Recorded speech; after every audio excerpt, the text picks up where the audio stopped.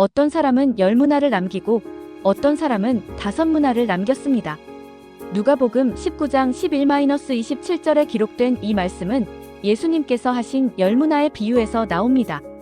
이 비유는 예수님께서 예루살렘으로 가시는 여정 중에 하신 말씀으로 제자들과 사람들이 하나님의 나라가 곧 임할 것이라 기대하던 상황에서 주어진 교훈입니다.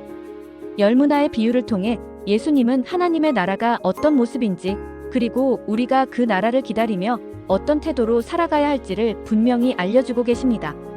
이 비유 속에는 높은 신분의 주인이 먼 나라로 떠나기 전 자신의 종들에게 각각 한 문화씩을 맡기는 장면이 나옵니다. 이 종들은 주인이 없는 동안 주인이 맡긴 문화를 가지고 각자의 능력과 성실함에 따라 열심히 일을 합니다. 주인이 돌아왔을 때 10문화를 남긴 종은 주인에게 큰 칭찬을 받고 10고을의 다스림을 위임받습니다.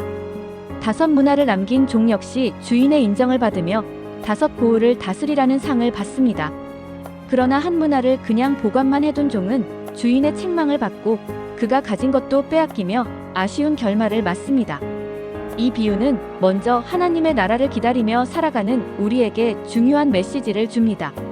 하나님께서는 우리에게 각자의 재능과 기회, 그리고 삶의 책임을 맡기셨습니다. 그것이 작든 크든 상관없이 우리는 그 맡겨진 것을 통해 충성스럽게 하나님께 영광을 돌리고 선한 열매를 맺어야 합니다. 또한 주어진 시간과 기회는 끊임없이 사라지기 때문에 우리는 주님의 다시 오심을 기다리는 동안 게으르지 않고 부지런히 살아가는 것이 중요하다는 교훈을 얻게 됩니다. 이 비유는 우리에게 각자가 부여받은 사명이 무엇인지 돌아보게 합니다. 나는 하나님께서 맡기신 삶의 자리를 얼마나 충실히 감당하고 있는가? 나의 시간, 재능, 물질을 통해 하나님의 뜻을 이루기 위해 얼마나 열심을 내고 있는가 하는 질문들은 우리를 다시금 깨우게 만듭니다.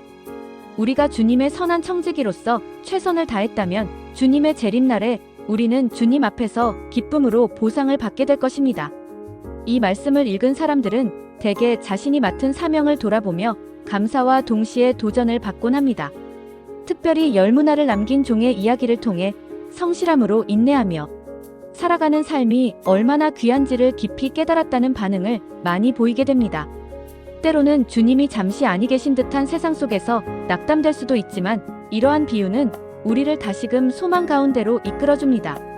여러분은 이 비유를 어떻게 느끼셨나요? 돌아올 주님을 기다리며 오늘 내가 충성하게 될 것은 무엇인지 생각해 보셨나요? 주어진 문화가 크든 작든 믿음으로 행동하고자 하는 여러분의 결단이 곧 하나님께 큰 기쁨이 된답니다. 여러분의 생각과 마음을 나누어 주세요.